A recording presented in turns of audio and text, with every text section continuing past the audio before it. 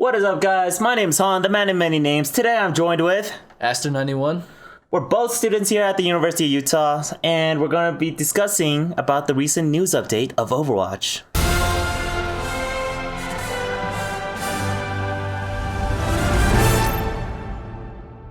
So if you have been living under a rock, BlizzCon just announced that OverWatch is being released on June 21st. Much to everybody's surprise, the game is not free to play. It is $60 all across the consoles from PC to PS4 to Xbox One Origin Edition. However, if you're a PC user, you can also buy it for $40 for the basic edition. Alright, before everybody starts complaining, put down those pitchforks and those torches. Me and Nasser are going to go more in depth with the business model and why Blizzard decided to do what they did. Of course, this is all speculation. So why are we discussing about this? Personally, I don't have a problem paying $40 to play this game, or if it was a free to play. That's how awesome this game is. However, with big expectation for this model to be a free to play game, many people have complained about the recent decision that Blizzard has made about Overwatch. So without further ado, here's Aster with a more in-depth look on why Blizzard did what they did. So Overwatch is using a paid model. Why are they doing that rather than free to play? Well, one of the main game mechanics of the game is hero swapping in the middle of the game, much like Team Fortress does with their classes. When you have a game that has such a essential mechanic that requires all the characters to be available, you can't have a free-to-play model that makes you purchase characters, much like League of Legends does, or Heroes of the Storm. Instead, all characters need to be available to players from the very beginning, and since you can't really profit off of that, Blizzard needs to find another way to make money off of it, which is the paid model. Right, I totally agree with Aster here. Since both of us have played through the beta, we totally get why Blizzard is making this a pay-to-play game. The character swapping is really important throughout this game. It's essential for the strategy for this game. Since swapping heroes during a match is essential to a lot of team strategy, as Han said, having every single character available to all players from the very beginning is what will make the game fair and balanced, hence the paid model. If you make it free to play and have players purchase characters one by one, then some players may have an advantage over the others, and it turns into more of a pay to win. So I don't think free to play is the way to go for this game. So some of you may think, Blizzard could just release Overwatch as free to play and make money off their skins. Well, we have to keep in mind Blizzard is a business and they're still out to make a profit, and there's probably not enough money out there just from skins to make a valuable return on your investment.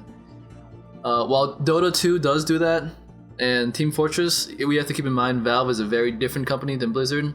They do have Steam, which they make an absurd amount of money off of.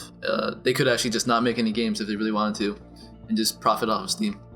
Right, as I totally agree with Aster here, the pay-to model is what I prefer.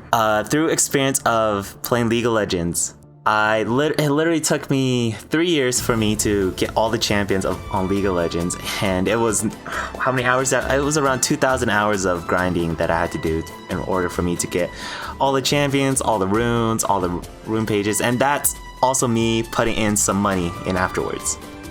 So at BlizzCon, they announced that they are releasing more content, such as new maps and characters in the future. Many people have been wondering what this entails, in terms of how they are releasing it, whether it's through DLC, expansion, or just free to players. I prefer the last one, but we are going to go more in depth. So with past Blizzard games, they've done expansions to release their new content. So Warcraft has done that, StarCraft has done that, and other first-person shooters such as Call of Duty and Battlefield have released their future content through DLC. I don't think either of these will work for Overwatch because Blizzard's really trying to grow it as an esport, and by forcing players to pay for future content, you lose some of the player base from that. So I think for Overwatch, what they should do for future content is to release it to all players for free, because players are already paying a retail price for the game, and they have the opportunity to make money off skins. There's already enough cash there where they can keep the player base interested with future content through free content, such as whenever a new character comes out, everyone gets them for free. Whenever a new map comes out, everyone has access to it for free. Right, so the whole purpose of the pay model was so they could afford to give players access to all characters from the beginning, because of the game core mechanics of hero swapping during matches. If they make players pay for future characters, it ruins the whole purpose of this model, and gives advantage to players who basically pay to win. Alright, so this is it on our brief overlook of Blizzard business model of Overwatch. Do you agree on what we've been saying? Do you disagree?